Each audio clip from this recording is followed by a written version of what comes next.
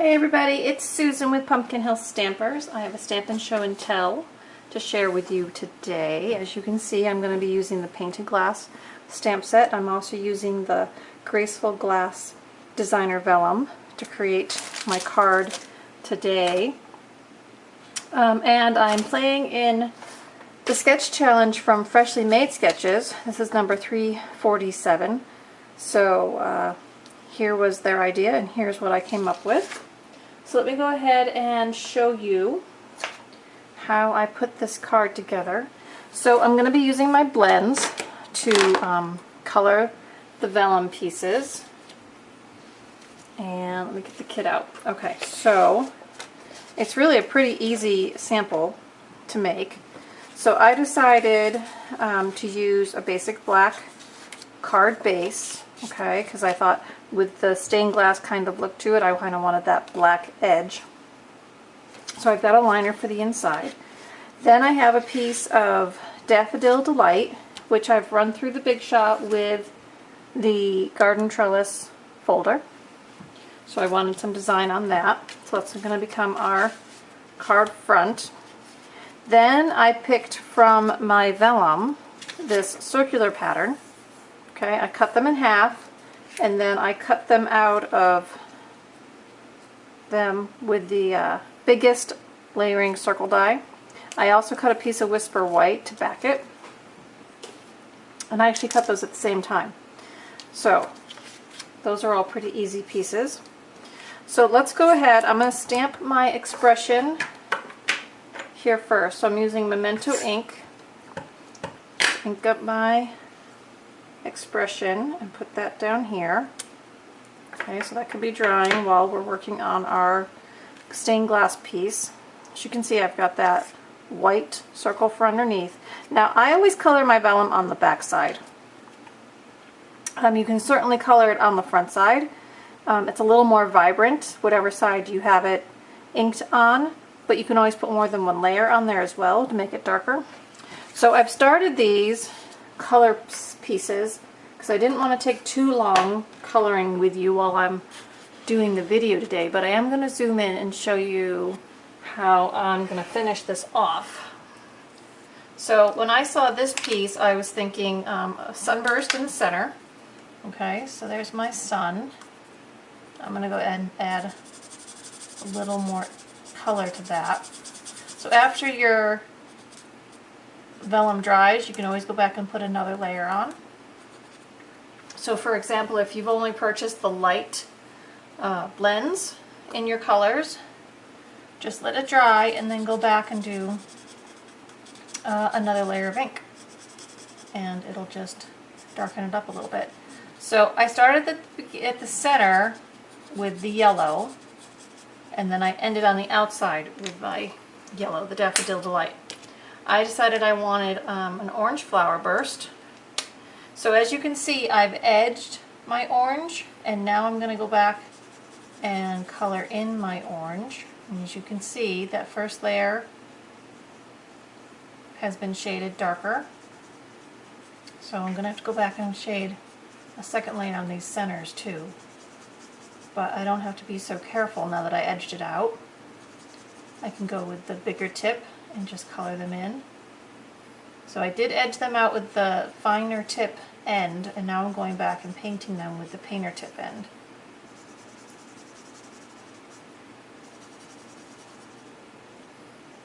Okay, and I'm also going to do these little dots. So I saw these as the sun, the flower, hearts, and I decided to put the little orange polka dot in those, just to have those colors going in and out. Now you can see on my little heart shape, I hope you can see, I'm actually using the light and the dark cherry cobbler. For the bottom part, the V part, I'm using the lighter cherry cobbler. And then for the curvy part on top, I used the darker cherry cobbler.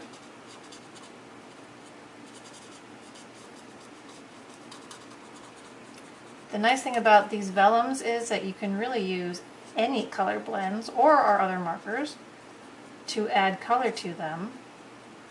back them with a piece of Whisper White, and they really glow. So, alright, now let me do, so now I have the darker red, Cherry Cobbler, and I'm going to very carefully come in and do these pieces. Now the nice thing about these pens are, if they have the two tips, they have the paintbrush tip and they also have the fine point tip. So whichever you're more comfortable using, you certainly can have your choice of control and fine tipness when you're working. And so you can see the difference between the dried ink and the wet ink. Sometimes you might want to let your papers dry and then decide if you want to go back and put another layer of ink in, because they're going to look different.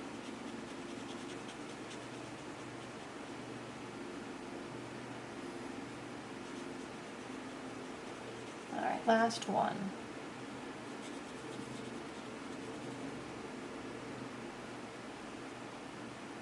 Okay, so that was my take on this particular piece. Flip that over. Yeah, see, I want to go back in and do a little more orange in that centers. So let me do that real quick. Give these oranges another coating so that they're a little more uniform.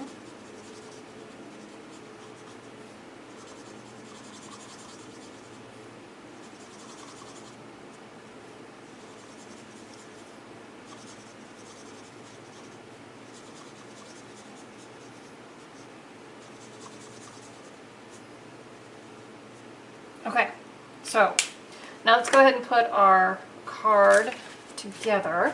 Zoom back out so you can see my whole process here. Alright, so first we're just going to go ahead and snail our sentiment square onto its black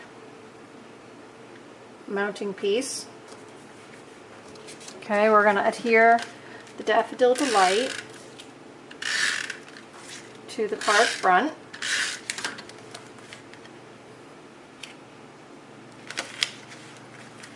Try to get that lined up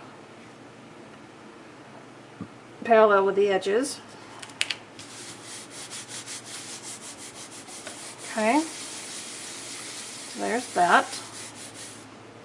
Let's go ahead and put our liner piece in. Now if you're going to stamp something, you might want to stamp it first, just so you have a nice image. You can always flip it over and put it on the back. So there's all that.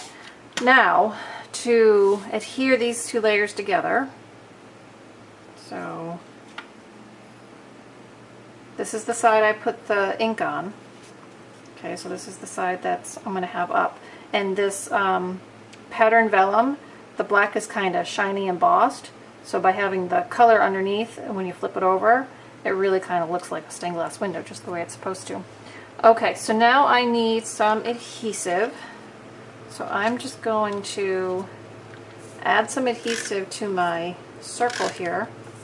Now if you use your liquid Tombow, it'll let you shift it around a little bit, which might be helpful. So I'm going to do my very best to get this on here with all the edges lined up. There we go. Flip that over and let it adhere. Okay, so I decided, since we have all these segments on here, that I wanted to place my circle so that one of my segmented lines was going up and the other one was segmenting down here. So you kind of play with your positioning. See, I've got one here and one there, and then that works in. Or you can pull it back a little bit. So that was just the way my eye saw it. You of course can put yours together any way you want to. So I'm just going to add some snail there. So let's see. Use that one. And this one. There. We'll go with that. Alright, so there's that. Now, I am going to pop this whole embellishment up on dimensionals, so it gives it a little bit of pop off the top of the card. You don't want to put too many layers of dimensionals on, but sometimes it's fun to pop your embellishment up.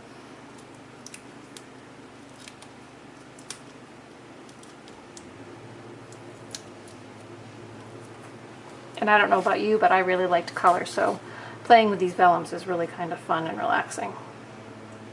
Alright, so I'm just putting that right on my card. As you can see, I took the butterfly stamp from the set, and I also did that with my blends. Little trick, I put a little piece of cardboard, this is from our dimensionals. I just slide this in my envelope before I color, because you know with the blends it's going to bleed through, right? But that way it doesn't bleed all the way through. You still have a nice clean envelope back. Alright guys, so there's our Stampin' Show and Tell for today. I hope you enjoyed it. Again, remember I played with the Freshly Made Sketches challenge, so that's where the idea of the layout came from. But you could certainly make this card with any number of our stamp sets and dies. So I hope you enjoyed it. Check out the blog, see what everyone else came up with, and give it a shot. I'd love to see what you're making. So, as always, subscribe here, give me a thumbs up, comment, I always love getting those, or better yet, subscribe to the Show and Tell News so you don't miss out on any of the fun projects I'm sharing and doing and all my fun promotions. So, until next time, have a fabulous weekend and happy stamping. Bye.